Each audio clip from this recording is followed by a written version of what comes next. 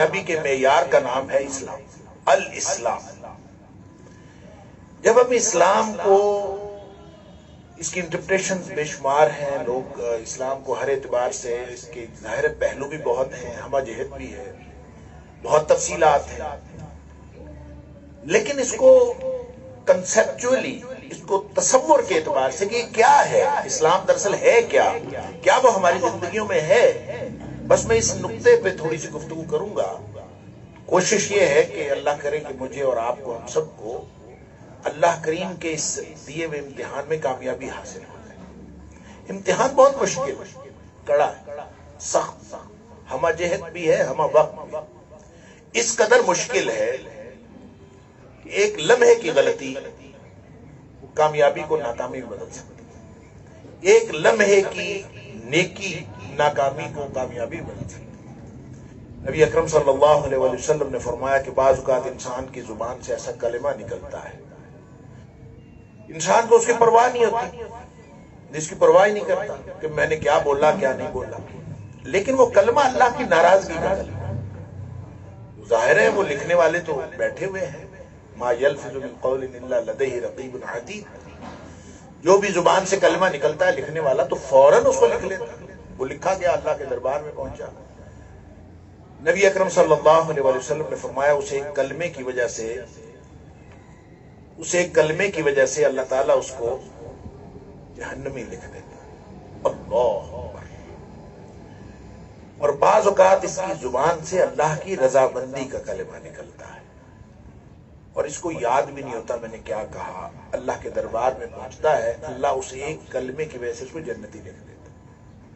گویا لمحہ لمحہ یا ہم جنت کے قریب ہو رہے ہیں یا ہم جہنم کے قریب ہو رہے ہیں۔ اور امتحان لا یکلف اللہ نفسا الا وسعها، اللہ کریم نے امتحان وہی لینا ہے جتنی صلاحیت ہے، لہذا آپ دیکھ لیجئے کہ اس صلاحیت اور امتحان کے اس کنیکٹیوٹی کو اگر ہم سمجھ جائیں تو نتیجہ یہ نکلتا ہے کہ جتنا صلاحیت اور اختیار کم ہوگا اتنا امتحان چھوٹا ہوگا۔ لا یکلف اللہ نفسا الا وسعها، اگر استطاعت کم ہے تو امتحان چھوٹا ہے، استطاعت بڑھ گئی تو امتحان بڑھ جائے گا۔ تو یہ ایک ایسا ڈسپلن جنم لیتا ہے اس تصور سے، زندگی کا انفرادی اور اجتماعی طور پر ایک ایسا ڈسپلن جنم لیتا ہے کہ اس میں پھر انسان کبھی بھی دنیاوی اعتبار سے ایمبیشس نہیں ہوتا کہ وہ کسی بھی بڑی چیز کو، بڑے عہدے کو، مال کو، کسی بھی چیز کو لینے کے لیے وہ کبھی خواہش مند نہیں ہوتا، اس لیے کہ اس کے دل میں یہ تصور جاگزین ہو جاتا ہے کہ جو ہی میرے اختیارات بڑھیں گے میرا امتحان بڑا ہو جائے گا، جو ہی میرے پاس وسائل بڑھیں گے میرا امتحان بڑا ہو جائے گا۔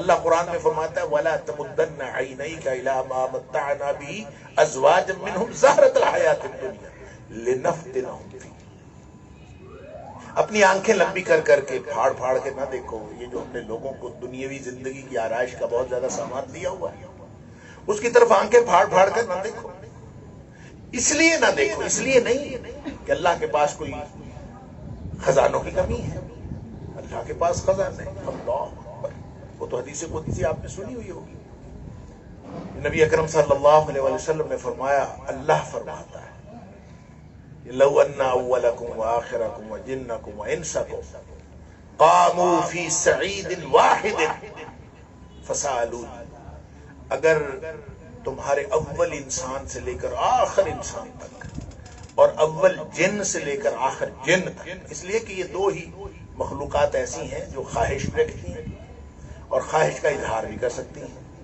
اور اللہ سے دعائیں یا استدعا کر سکتی ہیں، انہی کے اندر فلکچویشن ہے، باقی ساری مخلوقات کو تو اللہ نے بنایا ہی اپنی فطرت پہ ہے اور اس کے اندر اللہ نے نافرمانی کا جذبہ ہی نہیں رکھا۔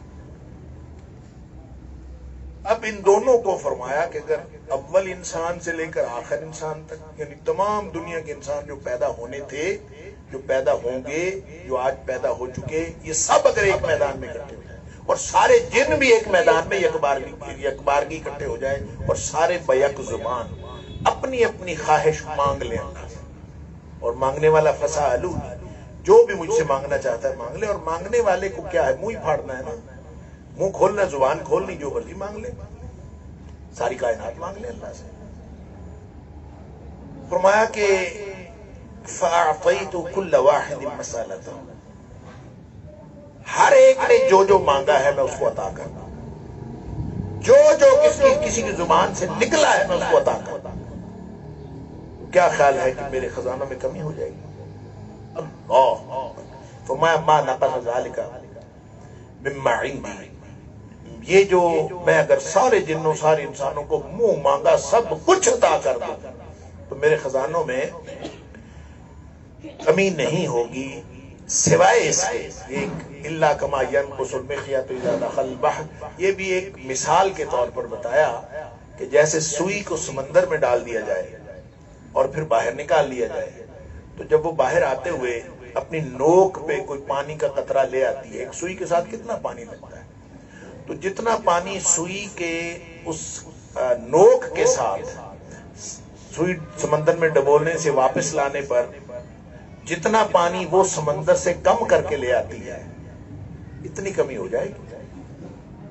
مطلب کوئی کمی اللہ کے خزانے میں، سب کچھ عطا کرنے کے بعد پھر بھی وہ کہتا ہے نہ مانگو۔ وہ کہتا ہے کہ وَلَا تَمُدَّنَّ عَيْنَيْكَ إِلَىٰ مَا مَتَّعْنَا بِهِ أَزْوَاجًا مِّنْهُمْ زَهْرَةَ الْحَيَاةِ، یہ دنیاوی زندگی کا آرائش کا سامان ہے، اس کو آپ اللہ سے نہ مانگو، اس کی طرف منہ پھاڑ کے آنکھیں پھاڑ کے نہ دیکھو، اس لیے کہ یہ ہم نے امتحان کے لیے دیا، لِنَفْتِنَهُمْ فِيهِ، امتحان ہے۔ آپ کو معلوم ہو کہ میرے پاس اختیار ہوگا تو امتحان بڑھ جائے گا، تو پھر کون چاہتا ہے کہ میرا اختیار بڑھ جائے؟ کیوں؟ ہر شخص چاہتا ہے میرا امتحان آسان، جس نے امتحان آسان کرنا ہے وہ پھر کبھی نہیں چاہتا۔ اسی لیے آپ دیکھتے ہیں کہ ہماری تاریخ میں ذمہ دار کو مسئول کہا جاتا ہے، کلکم راع وکلکم مسئول عن رعیتہ، جتنا ایریا آف جورسڈکشن بڑھتا جائے گا اتنا امتحان بڑھتا جائے گا، لہذا اگر آپ اپنے گھر کے مالک ہیں تو گھر کے بارے میں پوچھا جائے گا، اور اگر آپ کسی ملک کے مالک ہیں تو ملک کے بارے میں پوچھا جائے گا۔ اور عمر فاروق رضی اللہ تعالیٰ عنہ کا وہ معروف فقرہ اسی لیے تو تھا کہ فرمایا کرتے تھے کہ فرات کے کنارے اگر کوئی کتا بھی بھوکا مر گیا تو عمر کو قیامت والے دن پوچھا جائے، اس لیے کہ وہ ایریا آف جورسڈکشن ان کا ہے۔ لہذا جب تصور یہ بن جاتا ہے تو پھر کوئی شخص حکمران بننا چاہے گا، جب امتحان کا یہ تصور بن جاتا ہے تو یہی وجہ ہے کہ صدیق اکبر بھی روتے ہیں کہ مجھے حکمران نہ بنائیں، عمر فاروق بھی روتے ہیں کہ مجھے حکمران نہ بنائیں، عثمان غنی کا بھی حال یہ ہے، علی مرتضیٰ رضی اللہ تعالیٰ عنہ سب کا حال یہ ہے کہ جب ان کو سمجھ آ گئی، لہٰذا وہ مسئولیت سے جتنی مسئولیت چھوٹی ہو جائے اتنا ہی بہتر ہے۔ لہٰذا قرآن کہتا ہے وَأْمُرْ أَهْلَكَ بِالصَّلَاةِ وَاصْطَبِرْ عَلَيْهَا، تم یوں کرو کہ جب کبھی خواہش دنیا پیدا ہو تو بجائے اس کے کہ تمہیں لمبی کوٹھی، لمبی کار اور بڑے بڑے جو مسائل ہیں ان کی طرف تمہاری توجہ ہو، وَأْمُرْ أَهْلَكَ بِالصَّلَاةِ وَاصْطَبِرْ عَلَيْهَا، تم اپنے ایسا کرو کہ اپنے گھر والوں کو نماز کا حکم دو اور خود بھی نماز پہ ڈٹے رہو۔ بڑی عجیب بات لگتی ہے، اللہ بات یوں نظر میں لگتا یوں ہے کہ کھانا کھانے کو دل چاہ رہا ہے اور اس کو کہا جائے کہ نماز پڑھو، جس کو بھوک لگی ہے اس کو نماز تو نہیں سوچتی نا، اس کی خواہش، اس کی ساری نفسیاتی کیفیات تو کسی اور جگہ جڑی ہوئی ہے، وہ کیسے اس وقت نماز پڑھ سکتا؟ بظاہر یہی لگتا ہے، جیسے کہا جاتا ہے نا سوال گندم جواب چنا، نعوذ باللہ من ذالک، قرآن کے بارے میں ایسی بات نہیں کہنی چاہیے، لیکن ظاہراً یوں لگتا ہے کہ آپ کو لمبی کوٹھی نظر آئی، آپ کو دنیا کی نعمتیں نظر آئیں، لیکن اس کے نتیجے میں آپ کو کہا جا رہا ہے کہ ان کی طرف نہ دیکھو، آپ جا کے نماز پڑھو، اپنے گھر والوں کی نماز پڑھو۔ کیوں؟ اس لیے کہ وَرِزْقُ رَبِّكَ خَيْرٌ وَأَبْقَىٰ، جو تیرے رب کا، یہ بھی اللہ کی ہی عطا ہے، لیکن یہ دنیا ہے، یہ امتحان کے لیے دی، لیکن جب وہ عطا کے طور پر دے گا نا وہ بہت بہتر ہے اور وہ باقی رہنے والا ہے۔ یہ عطا کے طور پر نہیں دیا، یہ فضل نہیں ہے۔ اگر یہ فضل ہوتا نا اللہ کا فضل تو پھر وہ کافروں کو کیوں دیتا؟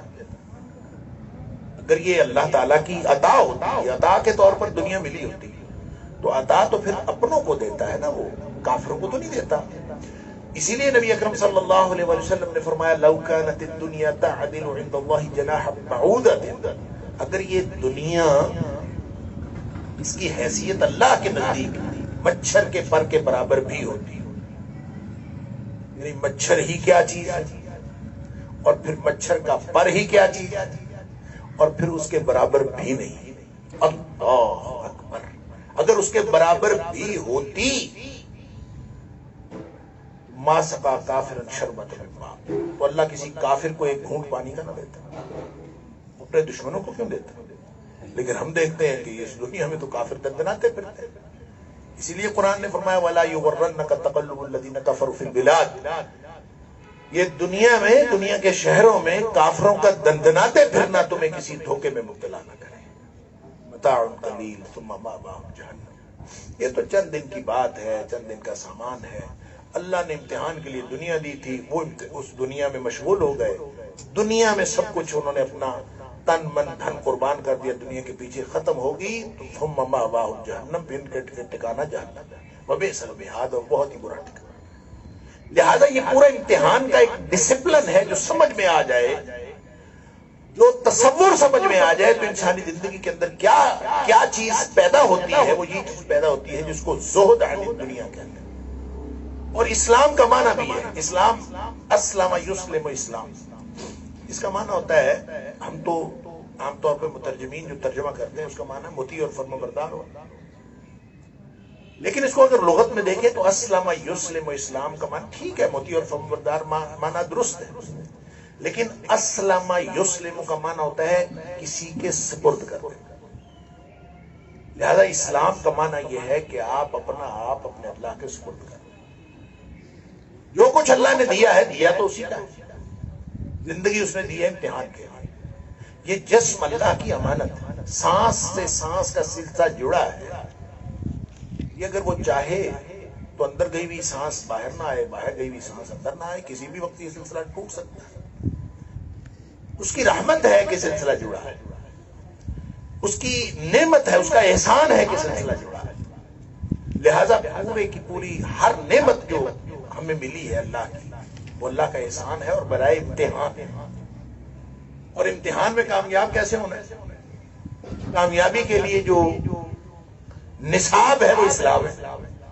اسلام کا معنی یہ ہے اسلم یسلم اسلام، کہ اپنے آپ کو کامل طور پر اللہ کے سپرد کرو، جو نعمت ملتی جائے تم اللہ کے سپرد کرتے، دیتا وہی ہے، لیکن تم نے اسی کو اسی کے راستے میں خرچ کر دینا۔ لہذا وہ جو ابتدا میں ہم نے سورہ بقرہ میں پڑھا مما رزقناہم ينفقون، کہ جو کچھ ہم نے ان کو دیا اس میں سے خرچ کرتے ہیں، تو اس کا مطلب یہ نہیں ہے کہ وہ مال خرچ کرتے ہیں، مال خرچ کرنا بھی مانا ہے، لیکن فرمایا یہ ہے مما رزقناہم، ہر اس چیز سے جو ہم نے ان کو دی، تو اللہ نے کیا کیا دیا ہے؟ سب کچھ تو اللہ نے دیا، لہذا جو سب کچھ اللہ نے دیا ہے، ایک بھی چیز ایسی نہیں ہے جو ہماری اپنی ہو، سب کچھ تو اللہ کا ہے۔ جب سب کچھ اللہ کا ہے تو یہ سب کچھ اس کے سامنے سبمٹ کر دینا، اس کا نام اسلام ہے۔ آپ اگر سب کچھ سبمٹ کر دیتے ہیں، وہ کیا ہے؟ وہ مال ہو تو ہے، وہ جان ہے تو ہے، وہ سانسیں ہیں تو ہے، وقت ہے تو ہے، اولاد ہے وہ ہے، جو کچھ بھی اللہ نے عطا کیا ہے، اقتدار ایون اللہ نے دیا ہو، اختیار دیا ہو، مال دیا ہو، جان دی ہو، جو کچھ اللہ نے دیا سب کچھ اللہ کے سامنے سبمٹ کر دینا، اس کا نام اسلام ہے۔ لہذا ان الدین عند اللہ الاسلام، اللہ کے ہاں اس کے علاوہ اور کوئی نصاب نہیں، دین جس کو کہا جا سکتا ہے وہ صرف مسلم، اور جو شخص اس سبمشن کے تصور کو سمجھ کے عملی طور پر سبمشن کے ڈسپلن میں آ جاتا ہے، وہ مسلمان ہے، وہ مسلم، اور ایسا مسلم اللہ کو پسند ہے۔ جزوی مسلمان اللہ کو پسند نہیں۔ یہ جو سبمشن ہے نا، یہ اگر جزوی ہو تو اس کا مطلب ہے ہم نے اللہ کے سامنے سبمشن کی ہی نہیں، ہم نے تو اپنی مرضی کی، اپنی مرضی کرنے سے ہی تو اس نے روکا ہے۔ امتحان اس بات کا ہے وَلَئِنِ اتَّبَعْتَ أَهْوَاءَهُمْ بَعْدَ الَّذِي جَاءَكَ مِنَ الْعِلْمِ، ایک طرف العلم ہے، ایک طرف خواہشات نفس کی پیروی ہے۔ خواہشات نفس کی پیروی کے نظام سے بغاوت کرنی ہے اور وحی الہی کی پابندی کرنی ہے، وحی الہی کے سامنے اپنے آپ کو سبمٹ کرنا. یہ ہے پورا نصاب. لہذا اس نصاب کو آپ ایک ایک اپنی زندگی کے پہلو پر اپلائی کرتے جائیں. کیا ہم نے کمپلیٹ سبمیشن کی ہے اللہ کے سامنے؟ دیکھیں، دو طرح سے جزوی سبمیشن ہوتی ہے، ایک وقت کے اعتبار سے اور ایک کوانٹٹی جو ہے آپ کی، جو کچھ بھی اللہ نے دیا ہے اس کی کوانٹٹی انسان اس کے پورشن پروپورشنیٹ کر لیتا ہے اس کو. کچھ چیزیں بچا کے رکھ لیتا ہے اپنے لیے، کچھ چیزیں بچوں کے لیے بچا کے رکھ لیتا ہے، کچھ وقت جو ہے وہ پیٹ کے لیے ہے، کچھ وقت جو ہے فلاں کے لیے ہے، کچھ وقت فلاں کے لیے ہے، درمیان میں اس کو گھنٹہ آدھ گھنٹہ اللہ کے لیے بھی ہے. یہ اسلام اللہ کو پسند نہیں. وہ حکم فرماتا ہے یا ایھا الذین آمنوا ادخلوا فی السلم کافہ، اسلام میں پورے کے پورے داخل ہو، ادھورے داخل ہونے کو پسند ہی نہیں. اور دوسرا وہ وقت کے اعتبار سے سیزنل مسلمان کو پسند نہیں کرتا. یہ جو ہم سیزنل مسلمان بنتے ہیں، رمضان آیا تو بہت مسلمان، رمضان گیا تو پھر اپنے اپنے کاموں میں. ہاں، تھوڑی سی انسانوں کی فطرت اور نفسیاتی کیفیت کو محدود رکھتے ہوئے اس نے ہمارا نصاب آسان بنایا. اس کی رحمت ہے کہ اس نے اس میں آسانی. صحابی کہتا ہے اللہ کے رسول صلی اللہ علیہ وسلم، ہم آپ کے پاس ہوتے ہیں، ہمارے ایمان کی کیفیت اور ہوتی ہے. ہم جب گھروں کے جاتے ہیں، اپنے بچوں کے پاس بیٹھتے ہیں، ہماری ایمان کی کیفیت اور ہوتی ہے. نہیں، ہم منافق تو نہیں ہو گئے. اللہ نبی کریم صلی اللہ علیہ وسلم نے فرمایا نہیں، اگر اللہ تعالیٰ تمہاری دلوں کی کیفیتیں یوں تبدیل نہ فرمائے تو تم تو ساری زندگی روتے رہو، دنیا کا کوئی کام ہی نہ کر سکو. تو یہ اللہ کی رحمت ہے کہ اللہ تعالیٰ ہمیں ہماری نفسیات ایسی بنائی ہے کہ جس وقت ہمارے ایمان کو اعلیٰ سطح پہ ہونا چاہیے اللہ تعالیٰ اس وقت وہاں کر دیتا ہے. اور جس وقت ہم اپنے بچوں کے ساتھ ہوتے ہیں یا اپنے گھر والوں کے ساتھ ہوتے ہیں، جس وقت ہمیں جس طرح کے ایمان کی کیفیت اور اس کی سطح درکار ہے، اللہ تعالیٰ اس کو اس کے مطابق کر دیتا ہے. یہ اللہ کی رحمت ہے. پھر ہم جب نماز شروع کرتے ہیں تو پھر اللہ تعالیٰ واپس جب سبمیشن کے ڈفرنٹ سمبلز، یوں کہہ لیجیے یہ انڈیکیٹرز ہیں یا پیرامیٹرز ہیں، جب ہم ان پیرامیٹرز کو آبزرو کرتے ہیں تو پھر واپس ہم ایمان کی کیفیت میں آ جاتے ہیں. لوگوں کو سمجھ نہیں آتی. وہ ایک دن مجھے ایک بڑا پڑھا لکھا آدمی، سو کالڈ، آج کل ڈگریوں والے ہوتے ہیں، پڑھے لکھے نہیں ہوتے، مجھے کہتا ہے یہ کہ نمازیں ہر وقت جو ہے نا وہ صبح سے لے کر پھر زور کے وقت پڑھنی ہے، پھر عصر کے وقت پڑھنی ہے، پھر مغرب کے وقت، عشاء کے وقت. ایسا نہ کر لیا کریں، وقت تو ملتا نہیں ہے، کام بہت ہوتا ہے، تو ایسا نہ کر لیا کریں کہ رات کو اکٹھی 5 پڑھ لیا. اس میں کیا ہے؟ نماز ہی پڑھنی ہے نا. وہ اس میں کیا حرج ہے؟ حکمت کیا ہے؟ میں نے آگے سے قرآن کی آیت سنائی، ان الصلاۃ کانت علی المؤمنین کتابا موقوتا. بھئی نماز وقت کے ساتھ فرض کی گئی، اس کا وقت کے ساتھ تعلق ہے. نہیں جی نہیں، مجھے یہ پہ حکمت کیا ہے، وزڈم کیا ہے.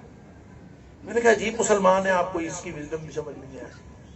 اللہ چاہتا ہے کہ تمہارا ایمان ہر وقت تازہ رہے. اللہ یہ چاہتا ہے کہ تمہارے گناہ دھلتے رہے. اللہ یہ چاہتا ہے کہ جس سسٹم کے ساتھ تم منسلک ہو، جس ڈسپلن کے ساتھ تم منسلک ہو، اس سے زیادہ دور نہ نکلو. اس لیے کہ انسان کی فطرت تو ہے، جب ہم نکلتے ہیں تو حالات تو خراب ہوتے ہیں، ہماری آنکھیں غلط چیزیں دیکھ بیٹھتی ہیں، ہماری زبان سے غلط باتیں نکل جاتی ہیں اور ہم دنیا میں ایک دم گم ہو جاتے ہیں. اس کو نبی اکرم صلی اللہ علیہ وسلم نے یوں انٹرپریٹ فرمایا کہ تحترقون تحترقون، کہ تمہاری ساری زندگی تو گناہوں کی بھٹی میں جلنے کے مترادف، ہر وقت تم گناہوں کی بھٹی میں جل رہے ہو. حتی اذا صلیتم الفجر، شکر ہے آگے فجر کی نماز آ جاتی. حتی اذا صلیتم الفجر غسلتھا، جب تم فجر کی نماز پڑھ لیتے ہو تو وہ جو تم گناہوں کی بھٹی میں جل رہے تھے، جو گناہوں میں آلودہ ہوئے تھے، وہ اس کو دھو ڈالتے. تم تحترقون تحترقون، نماز پڑھے پھر نکلے، پھر وہی دنیا ہے، پھر وہی انسان کے جو حواس خمسہ ہے ان سے بھی بہت کچھ غلط سرزد ہو رہا ہوتا ہے، چیزیں، محفل، ماحول. ثم تحترقون تحترقون حتی اذا صلیتم الظہر، شکر ہے آگے ظہر کی نماز ہے. اور جب تم پڑھتے ہو غسل تھا وہ ان کو دھو ڈالتے. اسی طرح نبی کریم صلی اللہ علیہ وسلم 5 نمازوں کی بات ارشاد فرمائی. یہ پورا 24 گھنٹے کا ایک تطہیر کا عمل ہے. اس اسلام کے ساتھ جو سبمیشن کا دین ہے، اس سبمیشن کو انشور کرنے کے لیے، اس سبمیشن کو باقی رکھنے کے لیے اللہ تعالیٰ نے یہ نظام بنایا ہے. یہ تطہیر کا عمل ہے 24 گھنٹے کا. اگر تم اس کے ساتھ جڑو گے تو سبمیشن انشور ہوگی نا. اگر اس کے ساتھ جڑے گا نہیں تو سبمیشن تو کوئی نہیں. پھر تو تمہاری اپنی مرضی. اگر رات کو ساری 5 نمازیں اکٹھی پڑھ لو تو وہ تمہاری اپنی نماز ہے، اللہ کی تو ہے ہی نہیں. اللہ نے تو وقت کے ساتھ فرض کی تھی. اور اسی طرح اگر کوئی شخص، بعض لوگوں سے پوچھتے ہیں نمازیں پڑھتے ہیں، کہتے ہیں ہاں الحمدللہ پڑھ لیتے ہیں، کبھی 4 کبھی 5 کبھی 3 بھی پڑھ لیتے ہیں، لیکن کوشش ہوتی ہے 5 پڑھ ہی لیتے ہیں. تو جو کبھی 3 کبھی 4 کبھی 5 پڑھتا ہے وہ اللہ کی نماز نہیں پڑھتا. کیوں؟ اس لیے کہ جو کبھی 3 پڑھ لی تو اس کا مطلب اس کی اپنی مرضی کی ہے نا. کبھی 3 پہ وہ مطمئن ہو گیا، کبھی 4 پہ مطمئن ہو گیا، کبھی 5 بھی پڑھ لی، تو اس نے اپنی مرضی سے پڑھی ہیں. اگر اللہ کی مرضی سے پڑھی ہوں تو اللہ 5 سے کم پر راضی نہیں ہوتا. اس نے 5 کہی ہے تو 5 پڑھنی. جو میں تو میرے اسٹوڈنٹ ہنسا کرتے ہیں، میں کہتا ہوں جو 4:45 بھی پڑھتا ہے تو اسٹوڈنٹ حیران رہتے ہیں 4:45 کیا ہوتا ہے. تو ظاہر ہے یہ صرف ایک بیان کرنے کے لیے ہے کہ اگر نماز میں ذرا سی بھی کوئی کمی کرے گا، 4:45 بھی پڑھتا ہے تو وہ اپنی پڑھتا ہے، وہ اللہ کی نہیں پڑھتا. اللہ کی پڑھنی ہے تو 5. وہ ادخلوا فی السلم کافہ، یہ کمپلیٹ سبمیشن کا دین ہے. یہ ہے کامیابی کا ایک نصاب کہ اپنے آپ کو مکمل طور پر سبمٹ کر. اگر سبمٹ کر لیا ہے تو پھر اللہ پھر خوش ہوں. الحمدللہ اللہ تعالیٰ نے ہمیں ٹھیک راستے پہ لگایا ہے.